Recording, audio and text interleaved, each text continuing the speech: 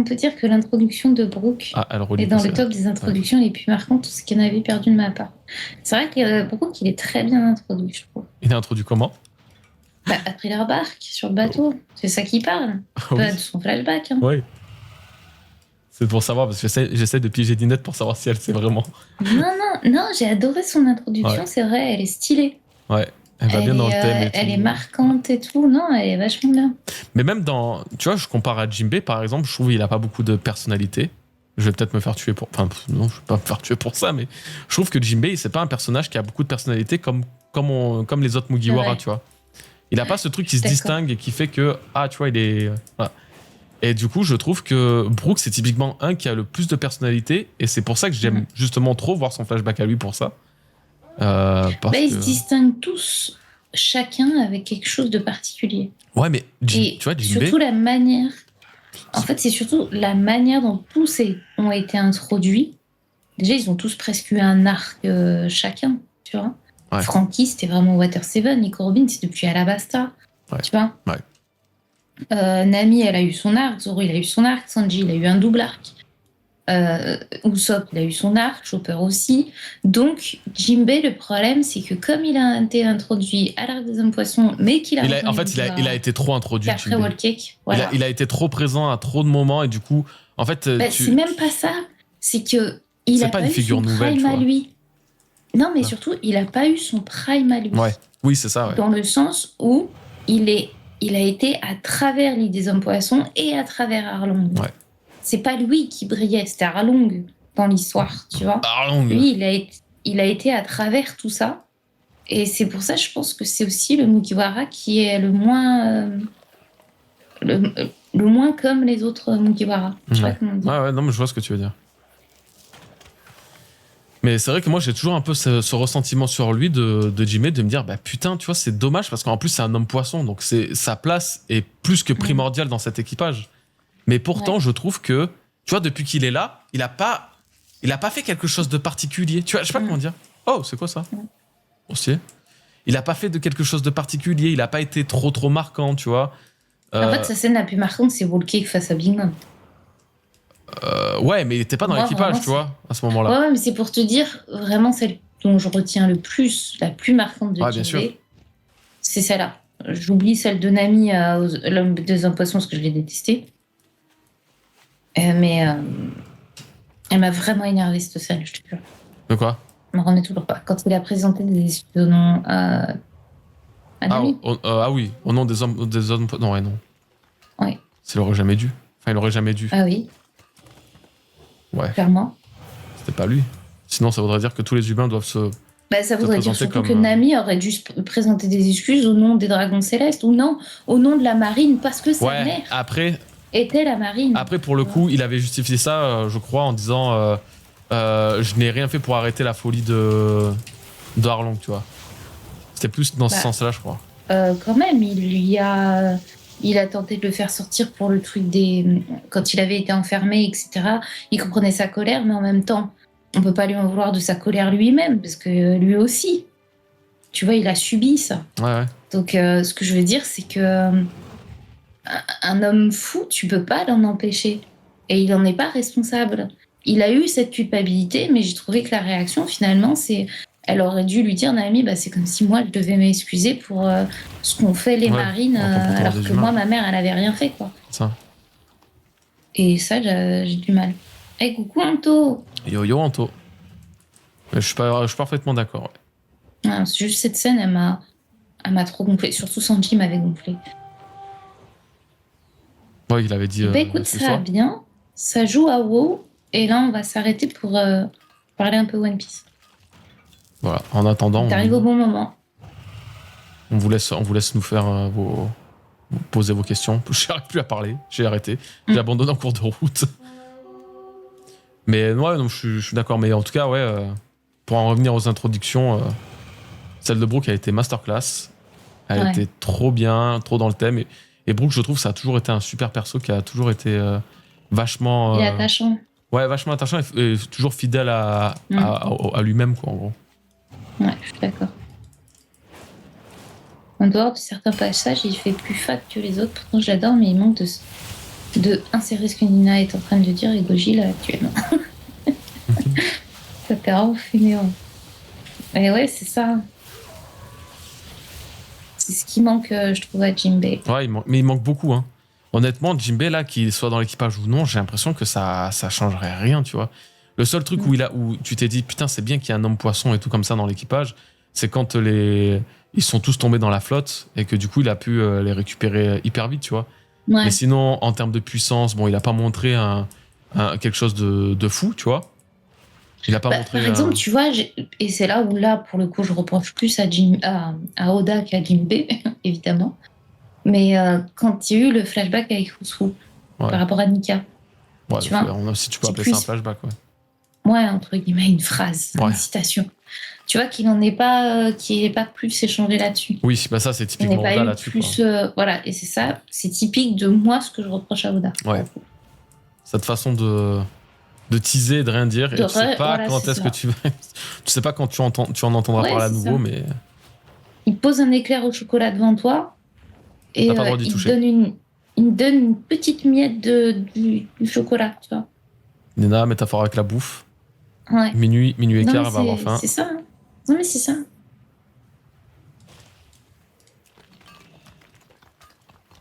Complète l'équipage en tant que timonier, sa performance à Volcake m'a bluffé.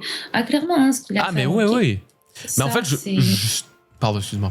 Vas-y. Je suis tombée. Ouais. Et t'es tombée chez un boss. Bah, toi, et je suis dans la merde. Toi, tu sais tomber. Mais je sais choisir. Hein. Oh là là, mais en plus. Oh là là, je me fais fumax.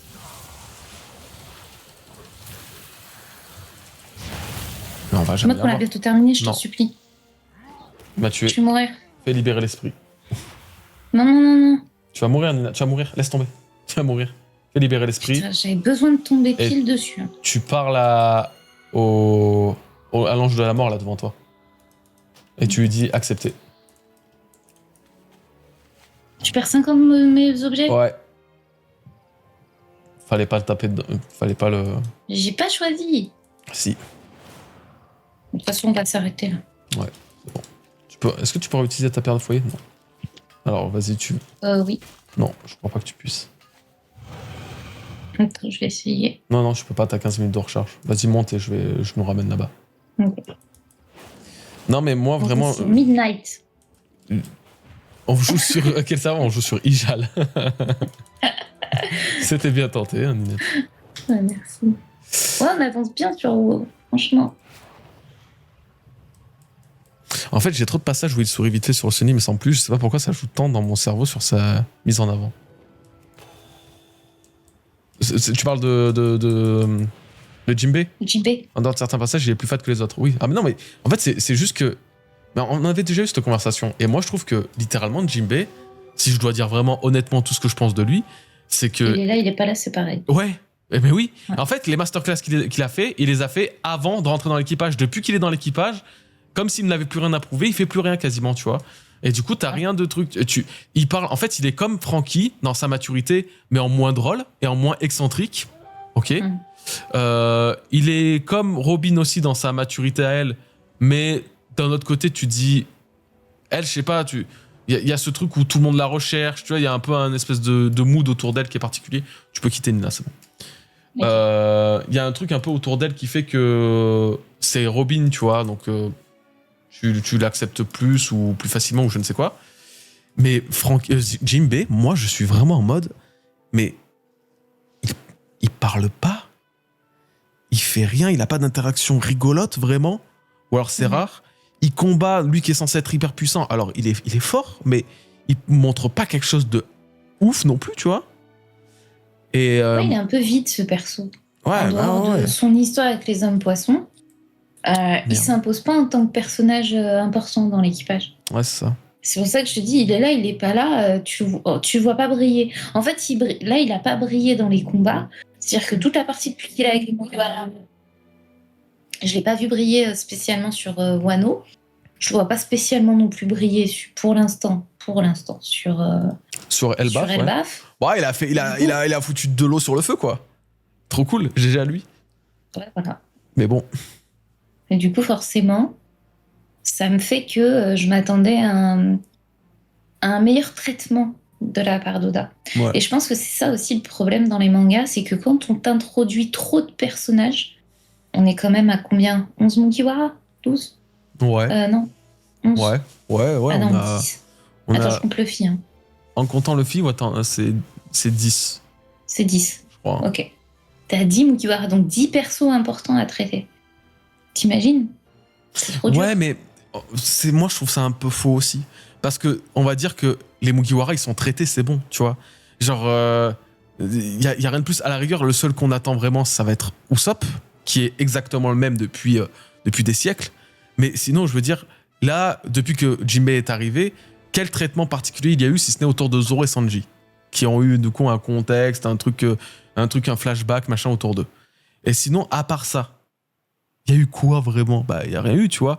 Franky, bon, il a rien fait de particulier. Robin, elle a retrouvé Saul, mais ça, c'est pas non plus incroyable. Tu vois, il s'est pas passé tant de choses que ça.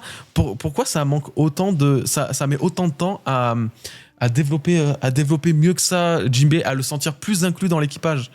Parce que vraiment, je pense qu'en fait, il a introduit à travers les anciens arcs, les anciens trucs. Quand il a apparu sur le Marineford, Impel Down et tout, Oda, il a dû se dire, bah, c'est bon, les gens, ils le connaissent assez, il n'y a pas besoin. Mais moi, j'ai besoin de voir, déjà, je trouve qu'il y a pas beaucoup d'interaction entre les Mugi. Et ça manque un peu de ces moments où, tu sais, on les voit coopérer ensemble ou parler et tout.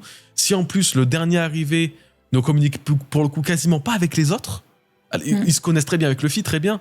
Tu vois, il connaît même un peu Nami et tout, mais en soi, il n'y a pas d'alchimie, tu vois. Et ça, moi, ça me gêne un peu quand même. Il n'y a pas de partage.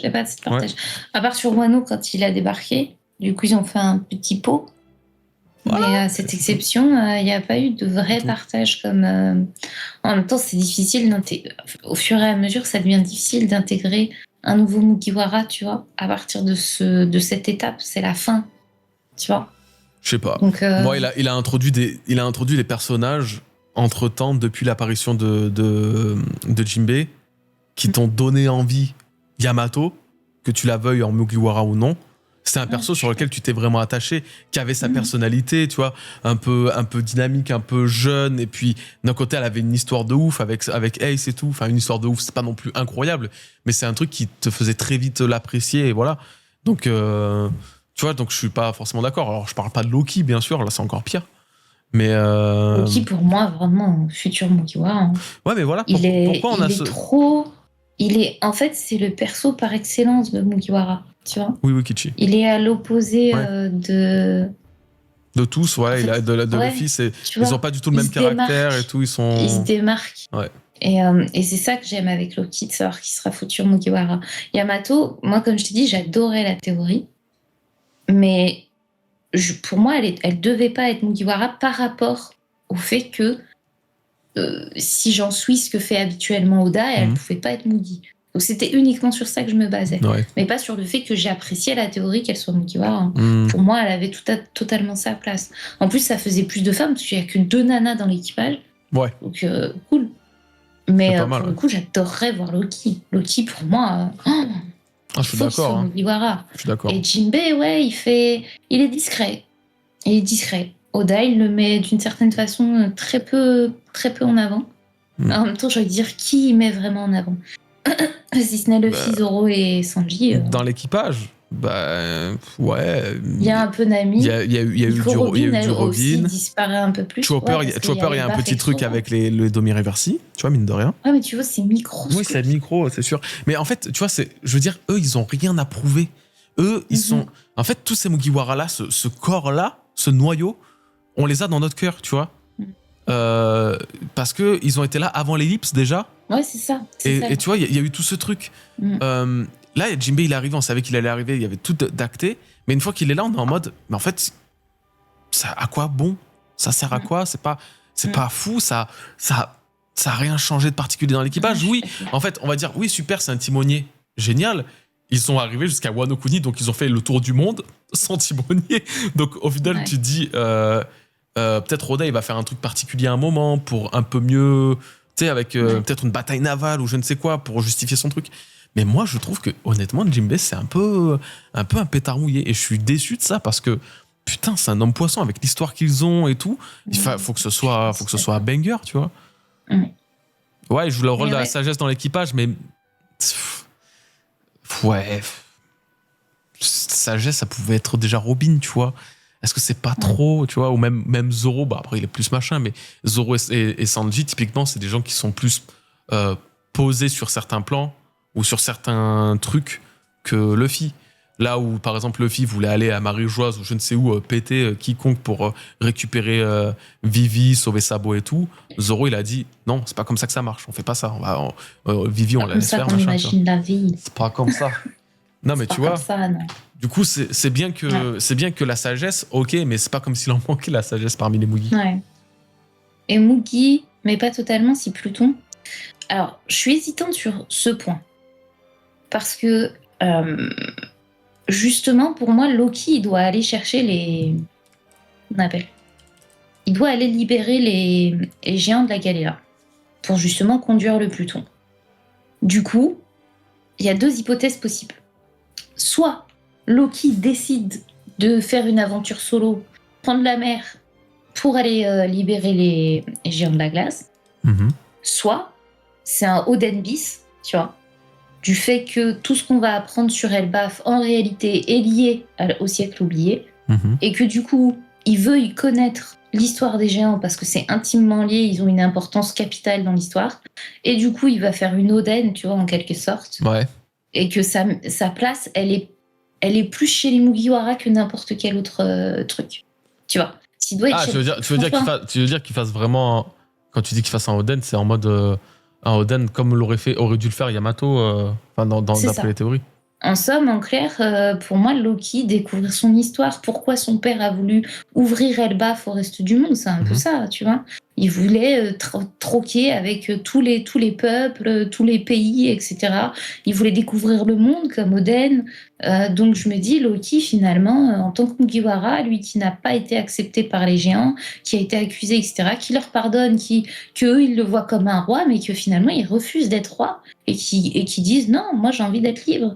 Je suis enfin libre, je veux quitter ce pays et en apprendre plus et tout. Et sachant que son rôle, c'est libérer les géants, ce sera sa quête. Et dire à Luffy, bah, moi, mon rêve, c'est de devenir le dieu du soleil, tu vois. Ouais. À son tour. Et pour devenir dieu du soleil, il faut que je connaisse l'histoire de Joy Boy.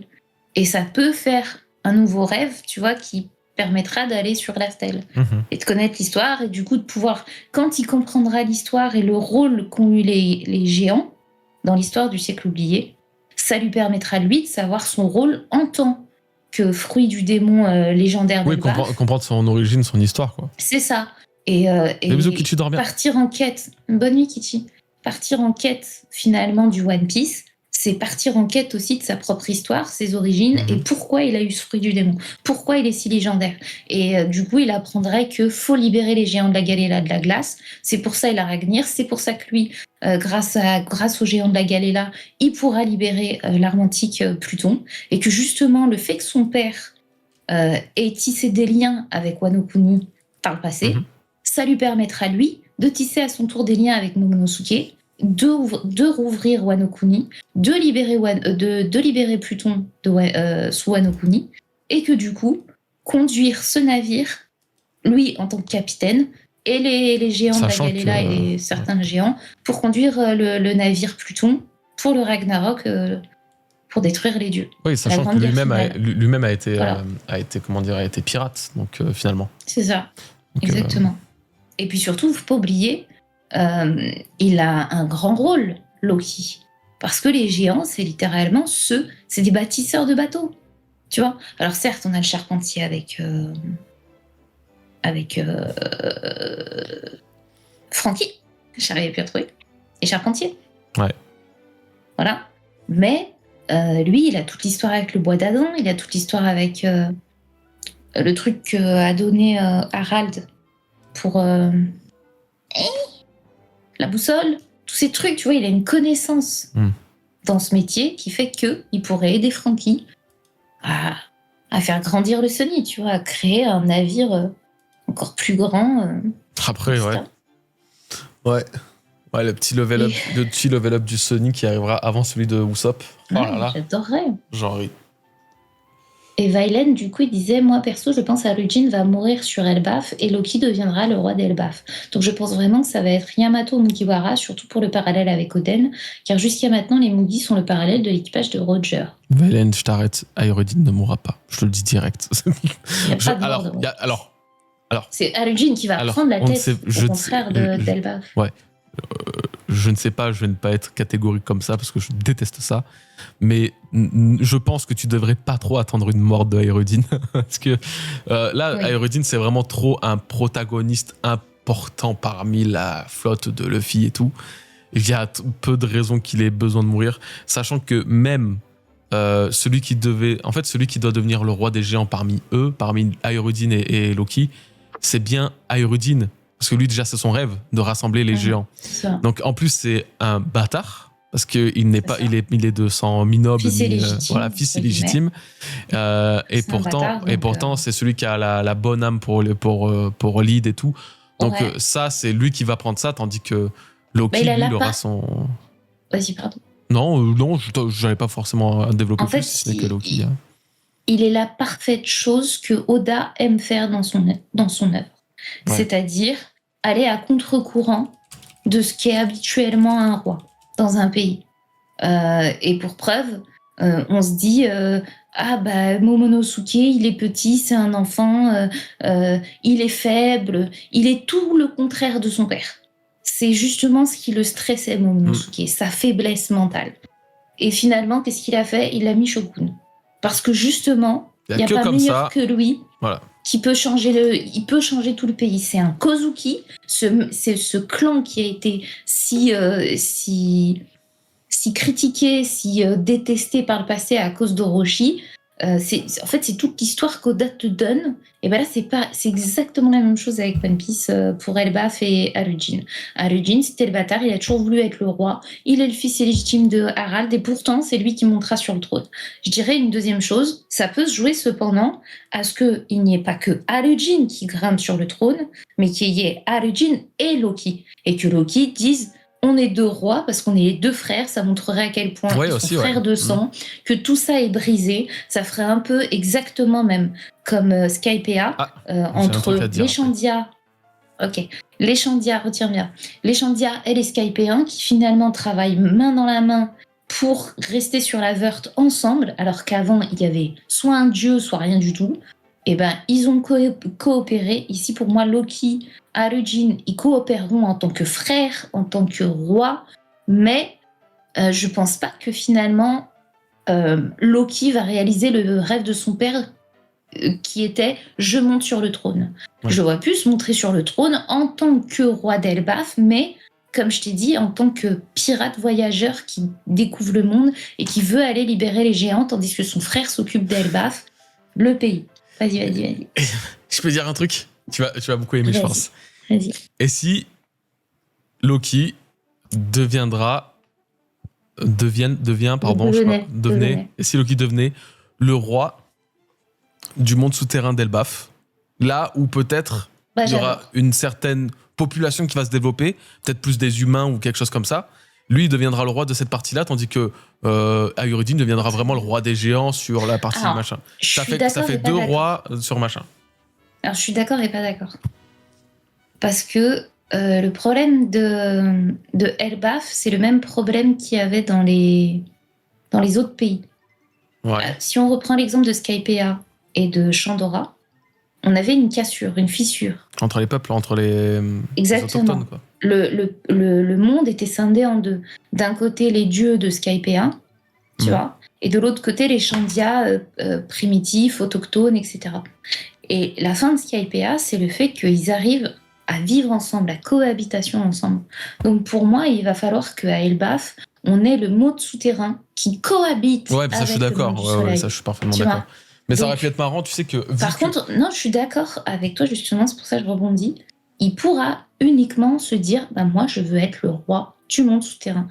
Et Arujin, le côté soleil. Mais je pense qu'il y aura quand même une unification de tout ça, parce que Elbaf, pour moi, oui, faut que ça oui, pète. je suis d'accord. Ouais, Ça veut pas- L'arbre les d'Adam ne doit frontières, il y a pas... trop de frontières Oui, déjà il y a dans trop de cette, frontières, dans il y a ce 3 pays. mondes. Il y a des dieux soleil C'est ce que j'avais dit dans et ma théorie de l'année souterrain. dernière, justement, de ça. Et ça, c'est impératif que l'arbre d'Adam, pour ça, il cède. Et c'est pour ça que d'ailleurs sur Elbaf, seule et même terre sur les géants. Il n'y a plus de séparation. Et c'est pour ça qu'avec l'arrivée de Imu, et peut-être qu'il y a un monde où une partie de l'arbre d'Elbaf se détruira ou sera abîmée ou sera machinée pour vraiment, tu vois, marquer cette séparation. Ce truc où justement les rebuts allaient dans le monde des enfers, c'est là où ils étaient jetés comme si c'était une déchetterie, et puis les autres restaient en haut. Voilà, tu vois. Pour moi, oui, je pense que ça va se remêler. Et si je te dis ça, c'est pas pour rien, parce que le rêve d'Harald, il a construit des ponts entre tous les trucs. Tu te souviens ? Il avait créé des ponts entre chaque zone chaque village, chaque arbre. Voilà, chaque village, il en avait fait 9 ou je sais plus combien. Et c'est pour ça que je te dis... Ah ouais, je m'en souviens plus. En fait, la fin d'Elbaf, je peux vous assurer... Alors, je peux pas, parce que... Non, en fait, je peux pas dire ça parce que je suis pas Oda. Mais je peux vous assurer dans ma théorie, en tout cas, comment je vois la chose. Je mets un péco quand même que la fin d'Elbaf, ce sera comme toutes les autres fins, qui sont de briser les frontières et de faire en sorte que tous les peuples des géants, qui sont dispatchés au nord, au sud, à l'est, à l'ouest, etc., monde souterrain, monde d'en haut, monde du milieu, que tout soit réuni en une seule et même terre. Exactement le principe du One Piece, de toute façon. Je pense vraiment que ce sera ça le but d'Elbaf, et que finalement, le partage des terres va se faire peut-être entre deux rois, Loki et Arujin, mais je vois mal Loki vouloir rester sur Elbaf en tant que roi. Ça, c'est le rôle d'Arujin pour moi. Ouais. Loki, lui, je reste sur le fait qu'il veuille aller libérer les géants en tant que son rôle de dieu libérateur et non plus le dieu destructeur. C'est-à-dire, il incarne parfaitement Nika finalement. Il est le dieu destructeur s'il est Pluton. Et il est le dieu Loki. libérateur qui libérera les géants. Quand il se autoproclame dieu soleil, en vrai, tu te dis, voilà. C'est pas si fou que ça. Hein. Bah oui, totalement. Donc, voilà. C'est trop drôle. Donc voilà. Mais ouais. Non, pour le coup, Loki a vraiment plein de facettes possibles. C'est ça qui est bien avec ce perso. Et il est imprévisible et c'est aussi un peu frustrant du coup. Parce que tu te dis, putain, mais lui, du coup, un perso comme ça, il va vraiment rester sur Elbaf et basta. Tu sais, t'as des attentes sur ce perso. Je le vois mal comme ça, ouais. Après, c'est comme tout. On sait pas ce qui va se passer à la fin d'Elbaf, mais si jamais il rejoint pas les Mugi, il peut y avoir ce truc de encore une mini-aventure à la Yamato pour voir un peu ce qui va se passer. Deux scénarios possibles pour moi là-dessus. Alors par contre, après, il faut vraiment que ça serve à quelque chose, quoi. Mais pour moi, son rôle à Loki, c'est indéniable qu'il faut qu'il libère, grâce à Ragnir, les géants de la Galela. Et que les géants de la Galela, pour moi, j'en reviens toujours au fait que c'est eux qui vont conduire qui vont restaurer. D'ailleurs, j'ai même dit restaurer le Noah. Ouais. C'est eux que les rois des mers attendaient en disant le monde n'est plus pareil, etc. Oui. Pour moi, c'est les géants de la Galela qui doivent le restaurer. Et du coup, le fait qu'Harald ait réussi à s'entendre avec Wano Kuni, c'est précisément parce que ça va permettre à Loki d'aller sur Wano et libérer Pluton et ainsi le conduire avec les géants. Je reste là-dessus. J'ai pas changé ma théorie depuis. Je comprends. Je comprends total. Voilà. Et Biblo, Louis Arnott. Et Biblo, tu peux aller voir. C'est un truc au Liban, je crois. C'est une ancienne cité. Et c'est pas pour rien. Byblos. C'est au Liban. Exact. Garde. Byblos.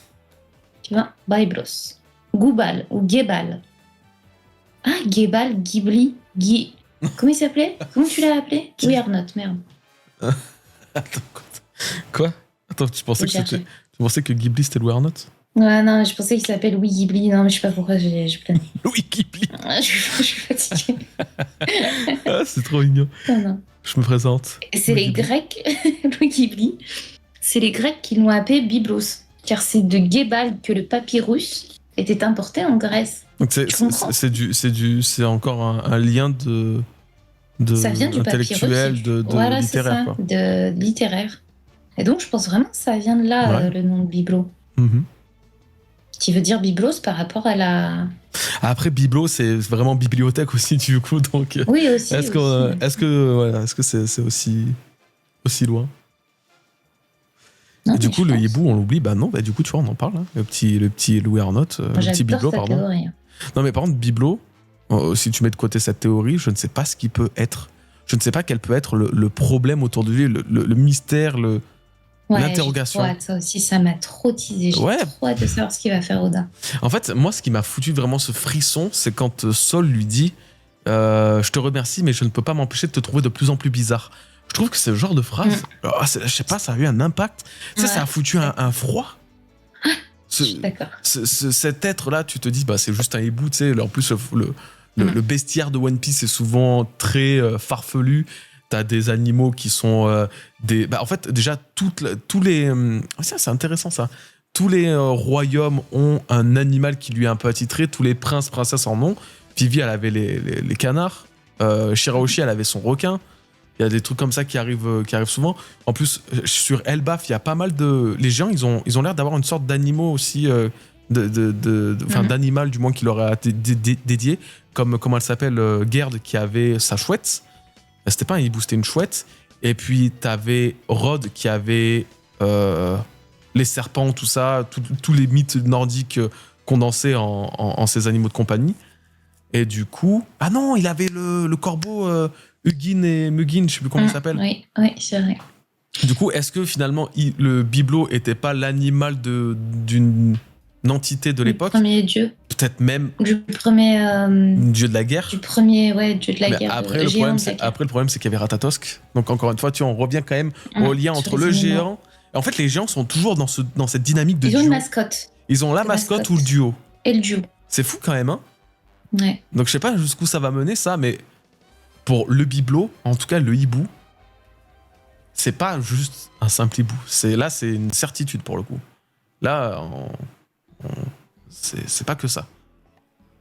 Après, ouais. Moi, je me demandais si dans le premier monde, du coup, parce que moi, je reste toujours sur le fait que le dieu du machin que tu vois, c'est le deuxième monde. Je reste toujours là-dessus. Ah, que le Nika contre le dieu de la guerre, c'est le deuxième monde. Ah, c'est le deuxième monde. Et moi, les deux, j'aime bien les deux trucs. Mais vas-y, dis-moi. Bah, tu sais pourquoi? Non. Bah, parce que dans le premier monde, les fruits du démon, ils n'existaient pas. Parce que la forêt envoya ses démons? Ouais. Bah ça, on n'est pas sûr que ce soit vraiment... Bah, logiquement, c'est ça. Logiquement, oui, mais on n'a pas la certitude. Logiquement, le premier monde, c'est les vrais dieux. Les dieux qui sont originels. C'est les dieux que priaient les gens. Oui, les Nika et tout ça. Et c'est qu'à partir de l'ancien royaume que les fruits du démon sont apparus, parce que les fruits du démon sont de la technologie. Je pense sincèrement. Et du coup, tout ce qui appartient aux fruits du démon n'est qu'en réalité... Ratatosk n'était pas un fruit du démon pour le coup, hein, à l'époque. Hein. C'est-à-dire C'est-à-dire que quand il y a eu le combat entre le dieu de la guerre, le Nika et le Ratatosk, Ratatosk à ce moment-là était un compagnon du dieu de la guerre, mais c'était pas un fruit du démon. Si, il y avait la neige. Ouais, mais c'était la neige parce qu'il neigeait, c'est tout.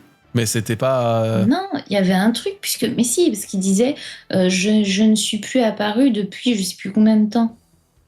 Je sais plus c'était quoi la phrase exacte. En clair, on comprenait Oui, on comprenait qu'en fait, le l'écureuil, il était avec le géant, ils étaient tous les deux compagnons, parce que justement, il avait le fruit depuis, c'est le gardien. Ouais. Et c'était le gardien du fruit parce que son ancien utilisateur, c'est celui qu'on voit. Mais si les fruits du démon ne sont apparus qu'à partir de l'ancien royaume, pourquoi? Parce que c'est de la technologie. C'est quelque chose qui a été apporté scientifiquement et alchimiquement et tout ce qui est façon Vegapunk. D'accord? Si l'ancien royaume a créé les fruits du démon, donc ce fruit et donc ces personnages ne peuvent être apparus que pendant le deuxième monde. Et donc au premier monde, c'est l'origine des personnages, c'est l'origine des divinités. Elles n'existaient pas en tant que... Oui, je vois ce que tu veux dire, et du coup, il y a eu, en tant qu'entité. Il y a eu ce passage après au deuxième monde où... Et ensuite, le deuxième monde, les légendes se sont reportées sur l'ancien royaume. L'ancien royaume a dit, nous sommes capables de recréer ces divinités à travers des fruits du démon. On va leur donner vie, littéralement. Et donc, c'est pour ça qu'en fait, la scène qu'on voit entre le Nika et le géant, pour moi, c'est la scène de Joy Boy contre le géant. de l'époque qui avait mangé le fruit C'est de bizarre parce qu'il ressemblait vraiment de pas à Joy Ragnar. Boy. Justement, il avait cette apparence un peu primaire, tu vois, sauvage. Je sais Ouais, mais pas. je pense vraiment. Ouais, je sais pas. Ouais, t'assure, non, hein. mais oui, après, je comprends. En fait, pour moi, ça n'aurait pas de sens que les fruits du démon soient apparus dès le premier monde, alors que littéralement, dans les textes d'Harley, tout semble indiquer que le dieu de la forêt a envoyé ses démons. Ça veut bien dire ce que ça veut dire. Bah, Le dieu de la veut- forêt, c'est littéralement les arbres, les fruits, la végétation. Ok. De l'autre côté, a apporté ses démons. Dans l'œuvre de One Piece, les arbres qui donnent des démons, on appelle ça des fruits du démon. Jusque-là. C'est de la logique. Là, c'est même pas théorique, en fait. Faut pas non plus dire oui, mais là, ça va trop loin. Non, là, on est juste sur du factuel de ce qu'on lit. C'est de la déduction, mais c'est de la déduction logique. Tu vois ce que je veux dire? Le dieu de la forêt a apporté ses démons, fruits du démon. On sait que la science est capable de créer des fruits du démon, comme l'a fait Vegapunk, qui a bien dit que lui, en réalité, il fait que reproduire la science de l'Ancien Royaume. Mais- Il a rien créé de neuf. Les fruits du démon existaient dans l'Ancien Royaume. On a la preuve avec Toki, qui vient de l'Ancien Royaume d'il y a 800 ans, et du coup, logiquement, les fruits du démon, il y en avait il y a 800 ans. Tout comme Nika, Joy Boy l'avait mangé, c'était un fruit du démon.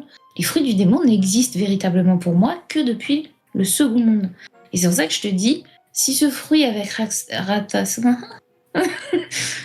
avec l'écureuil et le gardien, etc., c'est parce que ça n'existe que depuis l'Ancien Royaume. Par contre, je pense sincèrement que le premier dieu existait réellement. Et c'est là où je me pose la question, si le premier dieu n'était pas Surt, le dieu du feu, mais qui s'incarnait sous les traits avait le pouvoir du Nidog, le serpent. Nidog était Surt ou quelque chose dans le genre. Que finalement, ce soit la création ultime du début des géants. Voilà. Après, ouais, faudrait voir. Mais en fait, c'est vrai que le coup de. Si ça avait vraiment été mentionné par siècle, pour cette histoire de la guerre contre le Nika, là, c'est mentionné par siècle, alors que le premier monde était mentionné par millénaire par Loki. C'est bien ça. que. Ça c'est déchire avec sa chronologie. Mais c'est pour ça que je t'ai dit millénaire, premier monde, centenaire, deuxième monde. Sièclaire. Siècle oublié. Ouais. Voilà. Pour moi, c'est ça.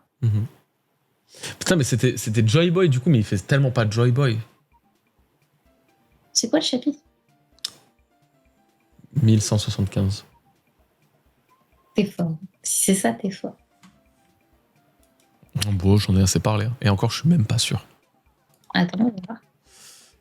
Attends. Je vais te dire. Je vais te Nidog. dire. Ah, c'est ça. Bon.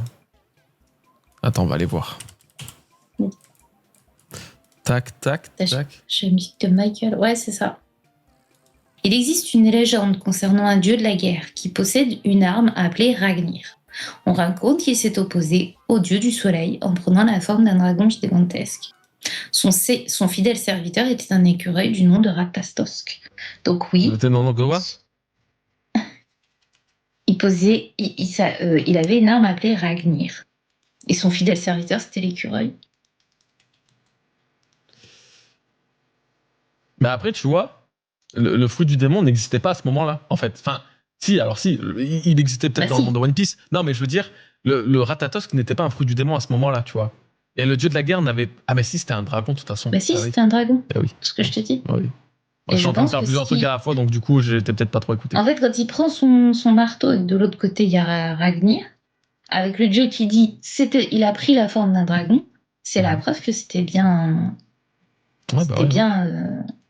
C'était bien ce que je te dis. Oh! Me gonfle?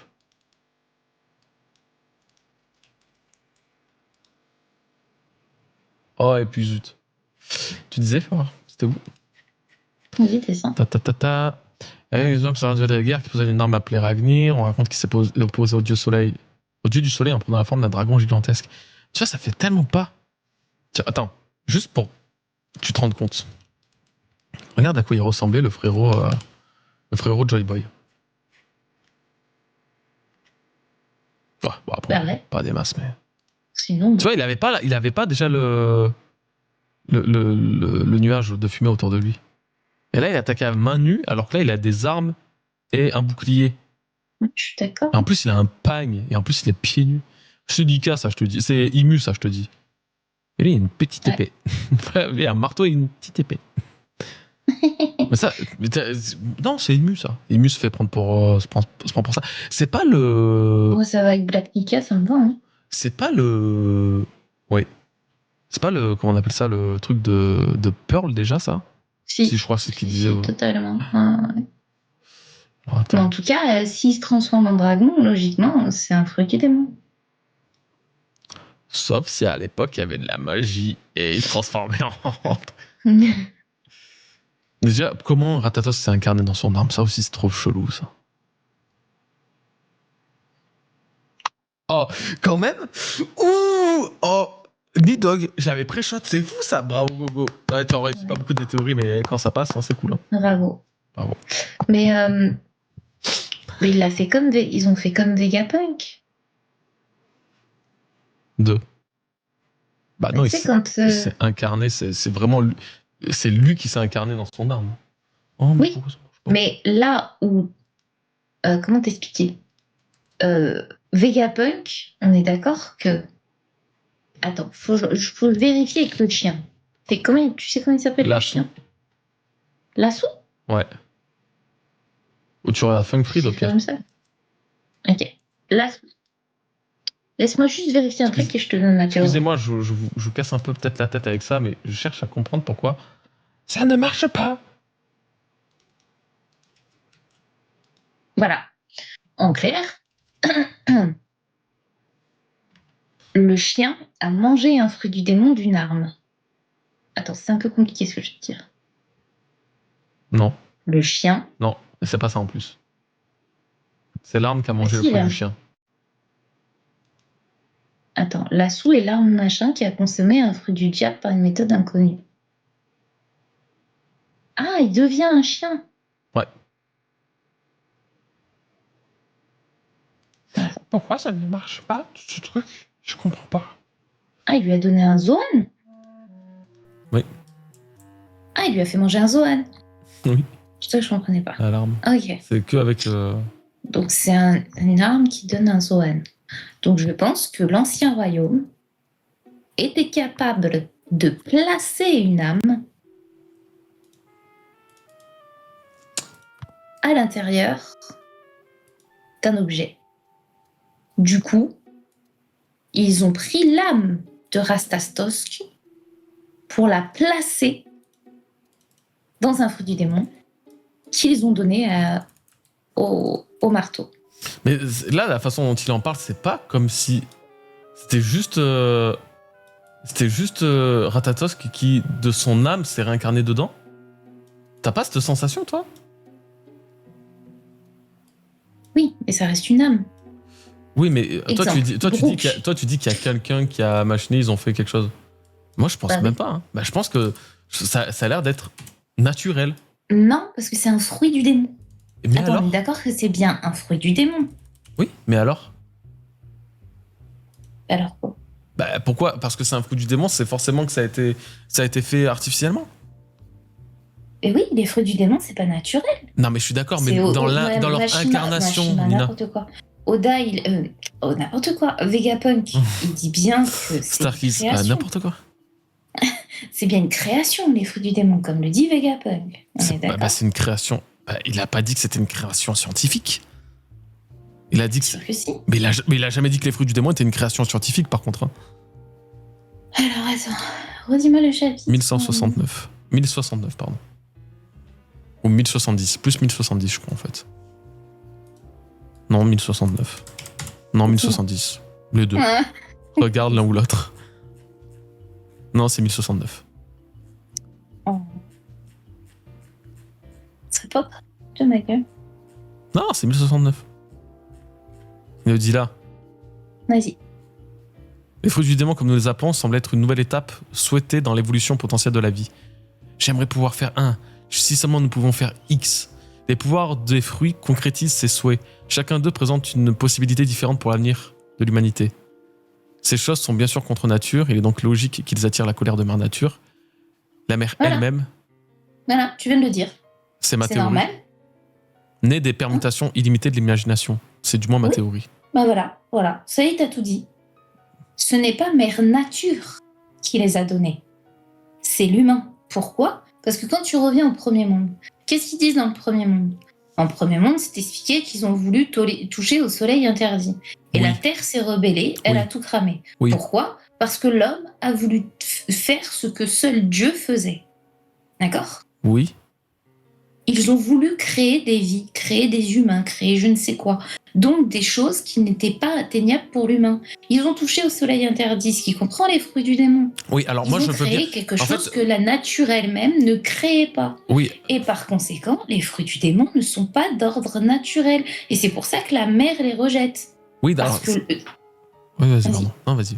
J'arrête tout. Non, mais c'est pour ça que...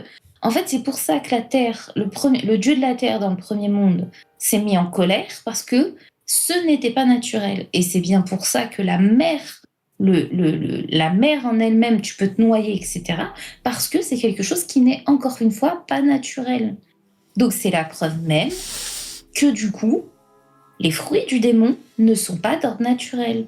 Et si c'est le cas, ça veut bien dire que ça a été créé par l'homme. Et qui sont les seuls à même de créer ça ? Ce sont les scientifiques. À l'époque, ça s'appelait pas scientifique, ça s'appelait alchimiste, ce que tu veux, apothicaire, j'en sais rien. Mais ce qui est sûr, c'est que c'est pas naturel. En fait, c'est que là où on parlait de base, en fait, la création en elle-même, peut-être l'origine des fruits du démon, à la rigueur, je veux bien imaginer qu'il y a eu un truc dans le premier monde, il y a eu une influence sur une puissance qui a créé ça, ou un truc scientifique et tout. Je suis d'accord. Mais là, on parlait de Rathatos, de comment il s'était incarné dans son arme, où là, toi, tu penses que c'était vraiment lié, c'était un scientifique qui l'avait fait. C'est ça ? Oui, parce qu'il est désigné comme un fruit du démon. C'est pas comme Poséidon. Oui, mais là où je veux venir, Nina, c'est que... Poséidon, par exemple, c'est une réincarnation d'un pouvoir. D'accord ? Ouais. Pourquoi ? Parce que elle n'a pas de fruit du démon. C'est véritablement une réincarnation. Ici, Rathastosk, il est présenté comme un fruit. Il a le fruit de quelque chose. Par contre, je ne sais pas c'est quoi le fruit. Si je sais c'est quoi le fruit, j'aurais... c'est le fruit de l'écureuil. C'est littéralement dans les derniers chapitres que tu les as lus. Oui, c'est pour ça que je te... Non, mais c'est pour ça que je te redemande. Non, mais... Pas que je dise de bêtises. C'est quel chapitre ? 1182. Ok. Donc, Zoan mythique, modèle Rathastosk. Ok. Donc, on en revient bien à ce que je te dis. En clair, l'écureuil est mort, d'accord ? Nika est mort. Je te donne 2 exemples, c'est plus simple. Nika est mort, et du coup, pour créer le fruit de Nika, ils lui ont fait une sorte d'incarnation entre guillemets, je te dis. Ils ont repris l'âme de Nika pour l'insérer dans le fruit. Tu vois, ils ont mis quelque chose qui a fait que c'est le dieu Nika. Ok ? Ouais. Comme si je faisais la même chose avec Poséidon. D'accord ? Et ben là, Rathastosk, ils l'ont mis à l'intérieur du fruit, et ce fruit, ils l'ont fait bouffer au marteau. Pour moi, c'est dans ce sens. Mais en fait, ouais, d'accord, je comprends, mais je persiste à penser que moi, c'est juste incarné, tel un esprit s'incarner dans un truc. Parce que... Dans un fruit, tu veux dire ? Ouais, tel un esprit, oui, non, une entité comme Rathatos qui s'est incarnée dans l'arme. Je ne sais pas comment exactement, je ne sais pas ce qui s'est passé. Il y a peut-être eu une main humaine qui a fait quelque chose. Mais en fait, moi, si je te dis ça, c'est parce que je pense à la réincarnation des fruits du démon en eux-mêmes. Ça se passe comment ? Quand quelqu'un qui a un fruit du démon meurt et que son fruit réapparaît, ça se passe comment ? Il y a pas un scientifique qui est là pour le remettre dans un truc ou quoi que ce soit. Il y a une dimension spirituelle, une dimension un peu mystique, surnaturelle, du coup, qui fait que ce fruit, hop, il vole et il se réincarne quelque part. Et c'est pour ça que ce fruit donne un pouvoir à seule une personne qui a mangé et pas à la deuxième. Donc c'est pour ça que je te dis, il y a quelque chose là-dessus qui n'est pas scientifique pour le coup. Ou alors la science que je ne peux absolument pas comprendre, qui fait que du coup elle est en train de rechercher. En fait, il y a ce truc avec les arbres et donc la faune de One Piece. qui détient une sorte de magie, comme chez les Chandia. Pour eux, les arbres gardaient les esprits de leurs ancêtres, etc. Ou alors avec l'arbre d'Adam qui a une particularité, ou alors avec l'arbre d'Ève qui en a une autre. Donc là, dans tout ça, moi je me dis, t'as les fruits du démon qui peuvent se réincarner d'une certaine manière sans avoir besoin de l'humain pour le faire. Je me dis, bah alors dans ce cas-là, quand Ratatosk est mort et que l'autre il nous dit, oui, il s'est réincarné dans ce fruit à la mort de son maître, bah je me dis, il s'est vraiment réincarné dans ce fruit, dans sa manière, un peu comme se réincarne un fruit du démon dans un autre, ou l'âme du fruit du démon qui quitte l'utilisateur pour aller se réincarner dans un fruit vierge ou je ne sais quoi. Et là, je me dis, bah, peut-être pour Ratatosk, ça a été de la même manière, tu vois. Il y a son esprit qui a pris part et possession du marteau, mais le fruit de Ratatosk n'a jamais existé, en fait. En lui-même, le fruit de Ratatosk n'existe pas. C'est le fruit de l'écureuil comme ça, mais il n'a jamais été présenté comme un fruit physique, un végétal, quoi. Et du coup, c'est comme alors Nika. En fait, tous les Zoan mythiques, tu veux dire. Nika, s'il a existé en tant qu'entité dans le premier monde, il a dû avoir la même chose. Et oui, un peu comme tous les Zoan mythiques. C'est pour ça que je te dis comme tous les Zoan mythiques. Et c'est pour ça que ces Zoan ont peut-être une volonté qui leur est propre, peut-être parce que c'est eux qui ont décidé de se réincarner et non pas la science qui en a décidé. C'est pour ça qu'ils ont cette particularité, contrairement aux Paramecia et aux Logia, qui sont pour le coup des vrais modificateurs du corps au niveau moléculaire avec les Paramecia ou le Logia qui te change la structure de tout ça. Enfin, je sais pas comment expliquer, après, moi je m'y connais pas non plus de fou, mais c'est pour ça que je te dis, je pense que Ratatosk, il s'est réincarné dans le truc. En fait, c'est un peu comme Emma. Emma, c'est la lame qui a un esprit qui réagit à de la sonorité avec Iori. C'est une âme qui a une espèce de parole qui entend, il est nommé par le roi des enfers, donc il a vraiment une entité à part. Et du coup, il n'a pas de fruit du démon, il n'a pas été créé par un scientifique, juste par un forgeron qui a mis une âme un peu particulière dedans. Enfin, il n'a pas mis... Pas littéralement, mais je me comprends. Et du coup, ça fait que c'est une création qui vibre, qui réagit, tu vois, qui a une espèce de vie. Donc, et comme pour les Kitetsu d'ailleurs. Donc c'est pour ça que je me dis, peut-être c'est le cas pour les fruits du démon. C'est ce que j'aurais pensé s'il n'y avait pas eu la scène avec Vegapunk qui a été capable de reproduire le fruit de Kaido. Ce scientifique, qui est donc une science bien moindre que celle de l'Ancien Royaume, a été capable de reproduire ça. Mm-hmm. On est d'accord ? Mm-hmm. Donc ça veut bien dire que la science est capable de créer un fruit du dragon. Alors, et c'est pour ça. Ouais, est-ce qu'ils sont capables de créer de zéro avec les smiles? Ouais, peut-être. En tout cas, ils avaient dû essayer. Je sais, est-ce qu'ils sont... Alors, ouais, la question se pose, est-ce qu'ils sont capables de vraiment créer de zéro un fruit du démon? Est-ce que, par exemple, là, Vegapunk, je te dis une connerie, le Paramecia du Ventilo, je te dis une connerie, ça n'existe pas, ça n'existera jamais. Mais est-ce que s'il n'existe pas dans le monde de One Piece, est-ce que lui, avec sa science, il pourra le créer? En vrai, c'est tout ce que je t'explique. Peut-être, oui. Non, c'est justement là le point d'orgue de la théorie. C'est de savoir que Vegapunk n'est qu'un plagieur, mais surtout qu'un novice dans la science, par rapport à celle de l'Ancien Royaume. C'est ça le point d'orgue de la théorie. Donc quand tu sais que Vegapunk est novice dans la science, mais qu'il a été quand même capable de recréer un fruit du démon du dragon, d'accord, à une couleur près, mais il l'a recréé. C'est un fruit du dragon. Il peut, littéralement, être un dragon. Ok ? Ça veut bien dire qu'à l'époque de l'Ancien Royaume, une science bien plus avancée, bien plus cataclysmique et bien plus intelligente et savante que celle de Vegapunk a toute la capacité de créer justement ces fruits de démon à partir de rien. Parce qu'ils ont compris ce que Vegapunk n'a pas compris dans le futur. Lui, déjà, il a compris le schéma de l'ADN. Mais ça veut dire que, bien avant lui, les scientifiques de l'Ancien Royaume avaient déjà compris le schéma de l'ADN. Et c'est ça qui importe. Et c'est pour ça que je te dis, pour moi, le sujet principal de One Piece, c'est toute l'importance entre l'humain et la nature. L'importance de dégrader la nature au profit de l'homme qui veut s'élever en tant que Dieu. Et voilà ce que ça donne. Mère Nature ne l'accepte pas. Si ta théorie, là, ce que tu m'as exposé, j'aurais été d'accord avec toi, parfaitement, s'il n'y avait pas eu ce détail naturel.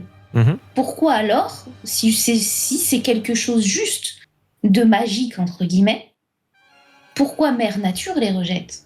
Dans ma théorie que moi je te propose, après, c'est pour ça que je te justement dis, là tout je te le dis que principe. l'origine de ces fruits soit contre nature, qu'elles viennent d'une sorte de magie, qu'elles viennent d'un pouvoir, qu'elles viennent de la science, ou alors qu'elles viennent de quelque chose d'extraterrestre, de je ne sais quoi. Ça, en vrai, je le conçois et je suis d'accord, tu vois. Non, Je suis d'accord que c'est pas dans ce ça vient d'un sens. pouvoir, tu vois. C'est vraiment dans le sens propre de dire, si ce n'était qu'une âme qui se réincarnait dans une entité, dans un fruit, dans quelque chose, peu importe. Ouais. Ça reste quand même quelque chose de naturel. C'est pas l'œuvre de l'homme. On est d'accord. Mhm. Donc tout ce qui comporte quelque chose de naturel, la nature ne le rejette pas. La preuve, il est capable de créer de l'uranium, du plutonium, la Terre ne le rejette pas. C'est quelque chose qui a été fait naturellement sur Terre. Mhm. Cependant, dès lors où l'homme se met à prendre cet uranium ou le plutonium, à le transformer pour en créer des bombes, la nature le rejette, puisque ça détruit la planète. Et donc, pourtant, Mère Nature te dit clairement, et c'est marrant parce que d'un côté, tu te c'est dis. des minerais naturels, Ouais. c'est quelque chose de naturel, mais moi je la rejette parce que la manière dont vous l'utilisez, la manière des composants que vous mêlez, moi ça me détruit. Tu comprends? C'est-à-dire que c'est Mère Nature qui te fournit littéralement quelque chose que l'homme peut transformer pour détruire la nature elle-même. C'est exceptionnel quand même. Mais c'est marrant parce que c'est paradoxal d'un Comme côté notre aussi. corps. La nature t'offre des éléments. Des éléments que tu peux mélanger, comme la farine C'est ça. et l'eau, Exactement. tu vois. Mais par contre, certains mélanges. Ah non, ça je veux pas. Exactement. Donc la Exactement. Mère Nature Mais c'est comme est le paradoxale, corps. elle est contre nature. Ouais, Et pas mais contre c'est nature. comme le corps. Et c'est pour ça que je te dis, si ça avait été ce type de fruit du démon, que ce soit Zoan ou autre, même Logia, tu te rends compte, il peut littéralement faire du magma. C'est quelque chose de naturel. Pourquoi le magma dans un volcan, Mère Nature ne le rejette pas, mais quand il s'agit d'un fruit du démon, ça le rejette. Et c'est pas pour rien que ça s'appelle fruit du démon. C'est quelque chose d'interdit. Oh, j'espère Le vraiment. fruit- Hein. Pardon. Hein. Si. Ouais. Et en clair, ça en revient à ce qu'on écrit dans la Bible et dans les 3 religions monothéistes. Adam et Ève ont goûté aux fruits défendus. Pourquoi? Parce que Dieu lui a interdit. C'est interdit. De la même manière, les fruits du démon, c'est quelque chose que la nature interdit, que Dieu interdit. Mais l'homme a voulu l'utiliser. Et de ce fait, c'est contre nature. Et si c'est contre nature, la nature, tu peux plus nager. Elle te rejette dans l'océan, elle te dit « je veux pas de toi ». Donc c'est pour moi une preuve évidente que les fruits du démon ne peuvent pas avoir été créés naturellement, mais ont été créés par la main de l'homme. Le fameux soleil interdit, le fameux interdit de Dieu. Voilà, aussi bien biblique que dans One Piece avec les écrits du premier monde. Ils ont touché au soleil interdit. De la même manière que Vegapunk, il le dit très bien. Pourquoi lui, il a fait la référence aux Eldicar? Parce que justement, il s'est approché trop près du soleil, mais surtout, il a voulu, lui, en tant que scientifique, défier les lois de la nature en créant des choses qui sont capables de détruire la Terre. Et c'est pour ça qu'il est rongé de culpabilité, c'est pour ça qu'il fait son mea culpa, et c'est pour ça qu'à la fin, il nous fait crever. Parce que justement, la nature reprend ses droits. Et c'est ce qui va probablement, ou peut-être se passer dans One Piece pour t'expliquer ça. Ouais, mais Voilà. moi, ça, je veux bien le concevoir totalement. Après, oui, la place de la nature là-dedans, elle va être centrale. Et mais surtout, comme je disais, j'espère qu'il y aura une explication Oui, enfin, pour le le coup. caillou, il meurt pas. Impeccable. Sous l'eau. Ça, Pardon, tu me excuse-moi. dis si jamais. Pardon, non, vas-y. Impec. Excuse-moi. À perso, je pense pas que Mère Nature l'ait interdit. Je crois au contraire qu'ils ont été créés par le dieu de la forêt, l'arbre d'Ève. La Mère Nature, c'est plutôt l'océan ou le dieu de la mer pour moi. Ouais, mais après. Mère Nature, c'est la Terre, en fait, dans son ensemble. Ça comprend toute la faune, la flore. La Terre en elle-même, ça crée tout. C'est la création elle-même. Comme c'est expliqué par Vegapunk, c'est la mer elle-même. Mais en fait, dans One Piece, la Mère Nature, c'est pas juste la nature, c'est principalement la mer. C'est ce que disait d'ailleurs. En japonais. Non, c'est ce que disait Ryukugyu. Ah oui. Vas-y, je vais chercher une bouteille d'eau pendant que tu fais ça, parce que je pète la soif.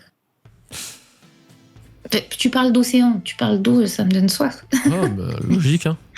Oui, à tout de suite. À tout de suite. Ouais, la forêt, la personne de la vie, au même titre que la mer. Mais il y avait un autre truc qui me semblait. La nature à l'état pur, sa plus parfaite expression. Il me semblait que c'était différent. Est-ce que j'avais vu notre truc ou est-ce que je m'en souviens pas ou est-ce que j'ai emmêlé mes pinceaux? Non, j'avais dit ça, ouais. Non, c'est bien ça. Bon, quoi qu'il en soit, ça fait réfléchir. Et tes mères dans One Piece, Dieu sait que c'est rare. Hein.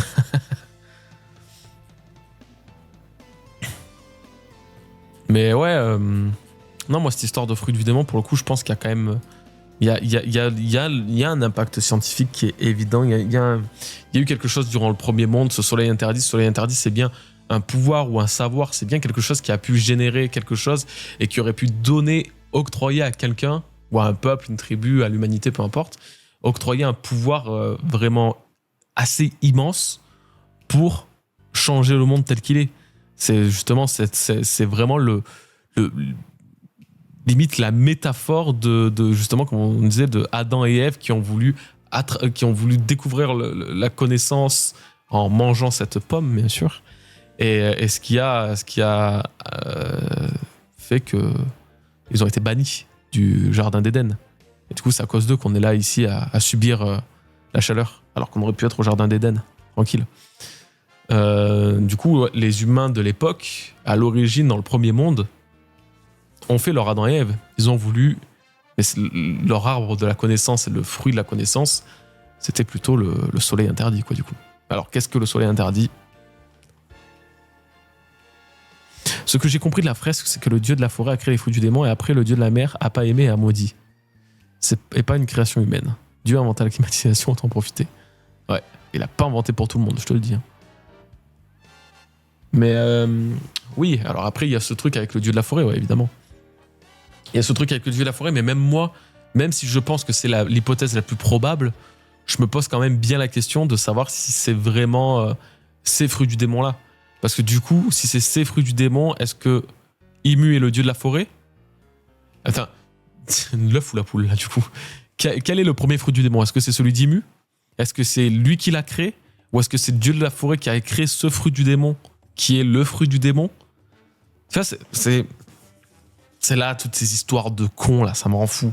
De savoir qui a été le premier à faire quoi, là. C'est bon, je suis là. Ouais. Ouais. Alors, oui. Ça dit quoi ? Non, que oui, que le soleil interdit, c'était l'équivalent du fruit de l'arbre de la connaissance, du bien et du mal. Enfin, du péché. Du péché, quoi. Mm-hmm. Et que je disais que oui, c'était difficile de savoir. Je répondais aux paroles de Hugo, qui disait que le dieu de la forêt, c'est celui qui a créé les fruits du démon, en disant que c'est ce que je pensais aussi au début, c'est ce que j'avais dit dans ma analyse de la fresque. Mais il y a quand même ce truc de se dire, alors le dieu de la forêt, c'est qui ? Est-ce que le dieu de la forêt, c'est du coup Imu, vu qu'il a le fruit du démon et qui semble être un peu celui qui crée les fruits du démon ? Mais dans ce cas-là, si c'est lui, alors d'où vient le premier fruit du démon ?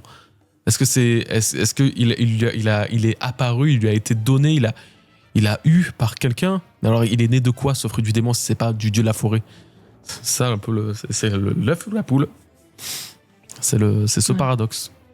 Yo Elisio. Comment ça va, mon ref ?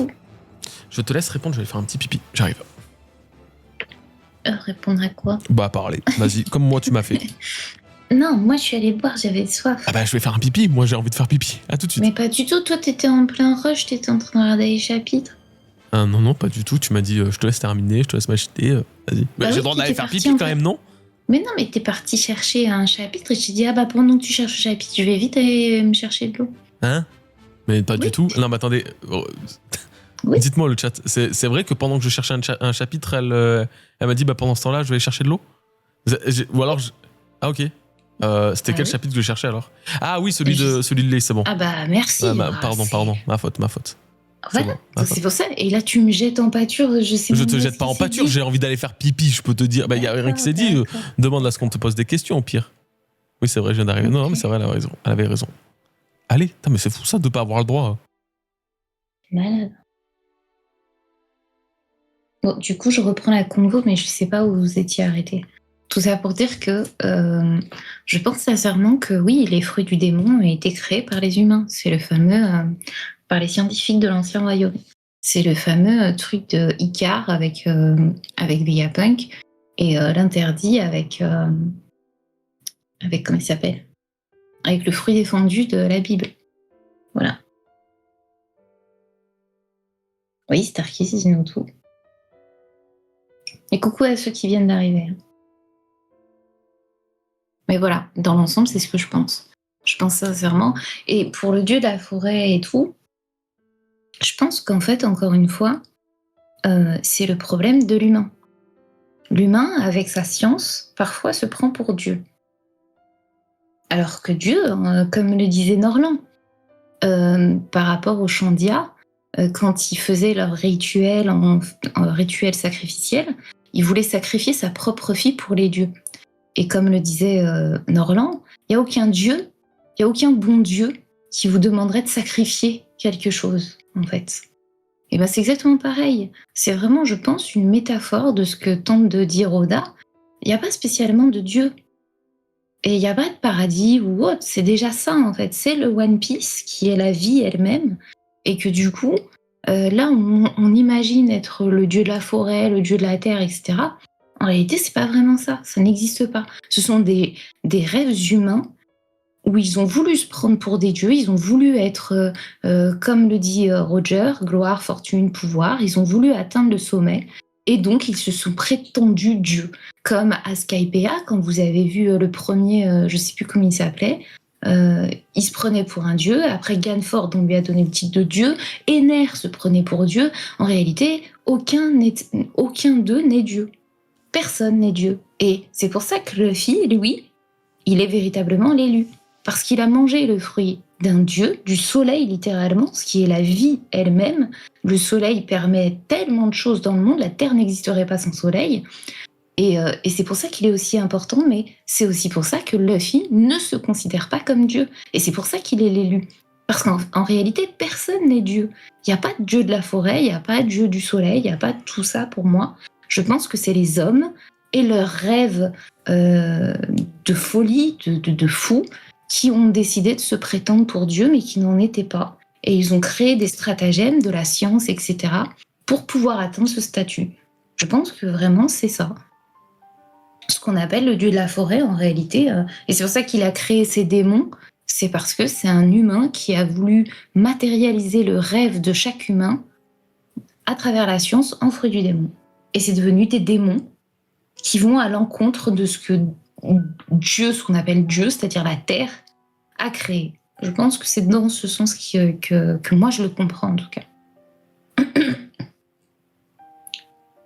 Mais du coup, Nika serait le seul à être devenu un fruit pour te soulager le monde au beau moment, genre. Ah, c'est pas moi que tu dis. Et coucou Mehdi. Et coucou.